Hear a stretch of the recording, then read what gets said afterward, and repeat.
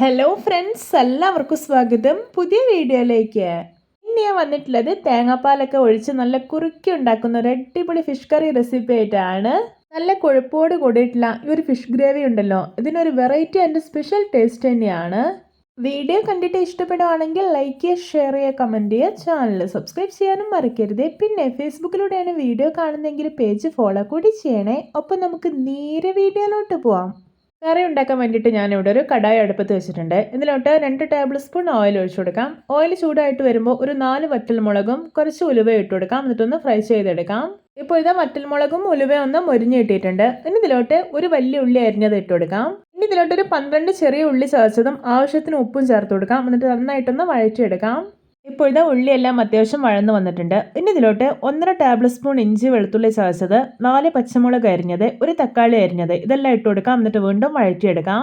ഇനി ഇതിലോട്ട് മസാലപ്പൊടികളൊക്കെ ചേർക്കാം. 1.5 ടേബിൾ സ്പൂൺ മുളക് പൊടി, 1/2 ടീസ്പൂൺ മഞ്ഞൾപ്പൊടി, 1 ടേബിൾ സ്പൂൺ മല്ലിപ്പൊടി, 1 ടേബിൾ സ്പൂൺ കാശ്മീരി മുളക് പൊടി ഇതെല്ലാം ചേർത്തിട്ട് നല്ലപോലെ ഒന്ന് ഇളക്കി യോജിപ്പിച്ചെടുക്കാം.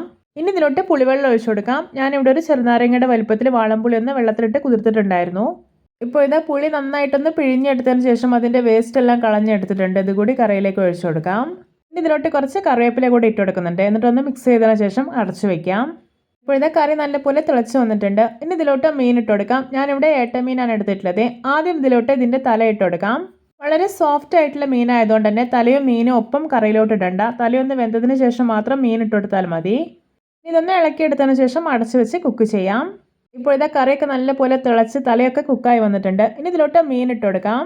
ഞാനിവിടെ ഒരു 1/2 kg ഏട്ടമീനാണ് എടുത്തിട്ടുള്ളത്. നിങ്ങൾക്ക് ഏതൊരു മീൻ ഉപയോഗിച്ചിട്ടും ഇതുപോലെ കറി ഉണ്ടാക്കാവുന്നതാണ്. ഇപ്പോൾ ഇതാ കറിയൊക്കെ തിളച്ച് മീനൊക്കെ കുക്കായിട്ടുണ്ട്. ഇനി ഇതിലോട്ട് തേങ്ങാപ്പാൽ ഒഴിച്ചു കൊടുക്കാം. ഞാനിവിടെ ഒരു 1/4 ഗ്ലാസ് ഒന്നാം പാലാണ് ഒഴിച്ചു കൊടുക്കുന്നത്. എന്നിട്ട് മെല്ലെ ഒന്ന് ഇളക്കി യോജിപ്പിച്ചെടുക്കാം. ഇത് ഒരുപാട് സമയം അടുപ്പിൽ വെച്ചിട്ട് തിളപ്പിച്ചെടുക്കേണ്ട ആവശ്യമില്ല. ചെറുതായിട്ടൊന്ന് തിളച്ചാൽ മതി. ഇതിലോട്ട് 1 ടീസ്പൂൺ ഫിഷ് മസാലയും 1/2 ടീസ്പൂൺ കുരുമുളക് പൊടിയും ഇട്ട് കൊടുക്കാം.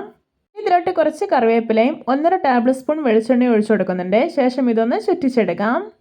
അപ്പോൾ ഇത്രയേ ഉള്ളൂ. നമ്മുടെ സ്പൈസിയും ടേസ്റ്റും ആയിട്ടുള്ള ഫിഷ് കറി ഇവിടെ പെർഫെക്റ്റ് ആയിട്ട് റെഡി ആയിട്ടുണ്ട്. കണ്ടോ, കാണുമ്പോൾ തന്നെ കൊതി വരുന്നില്ലേ? നല്ല കൊഴുപ്പുള്ള കുറുകിയ ഗ്രേവി ആയതുകൊണ്ട് തന്നെ എന്തിൻ്റെ കൂടെ കഴിക്കാനും അടിപൊളി ടേസ്റ്റിയാണ്. അപ്പോൾ എല്ലാവർക്കും എൻ്റെ രുചികരമായിട്ടുള്ള തേങ്ങാപ്പാലിൽ കുറുക്കി ഉണ്ടാക്കിയ ഫിഷ് കറി റെസിപ്പി ഇഷ്ടപ്പെട്ടെന്ന് വിചാരിക്കുന്നു. ഇഷ്ടപ്പെട്ട സപ്പോർട്ട് ചെയ്യാൻ മറക്കരുതേ. അപ്പോൾ ഇതുപോലെയുള്ള വെറൈറ്റി വീഡിയോകളായി നമുക്ക് വീണ്ടും കണ്ടുമുട്ടാം. Okay, bye bye.